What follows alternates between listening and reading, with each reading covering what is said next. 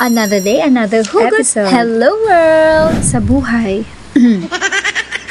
Sa entablado ng aking buhay, ako ang event manager. Ako ang nag-aayos ng oras, venue, plano. Pero higit sa lahat, ako ang nag-aayos ng sarili kong kwento. Sa TESDA Events Management Services NC, hindi lang skills ang tinuturo. Tinuturo kung paano kang umiti under pressure, kung paano mag-adjust kahit nagbago ang plano, kung paano magpatuloy kahit gusto mo nang sumuko. Kasi ang bawat event parang buhay. May program flow, pero laging may disruption. May sound system, pero minsan mas maganda tahimik ka na. At sa huli, hindi mahalaga kung perfect ang plano. Ang mahalaga, naging memorable ba ang karanasan? At bilang assessor, lagi kong sinasabi, hindi ka lang nag-o-organize ng event. Inaayos mo rin ang kinabukasan. Kaya sa TESDA, ikaw ang nag-o-organize ng sarili mong kwento. Planner ng sariling bukas. At manager ng sariling tagumpay. Ikaw ang bida, ikaw ang direktor, ikaw ang tagumpay.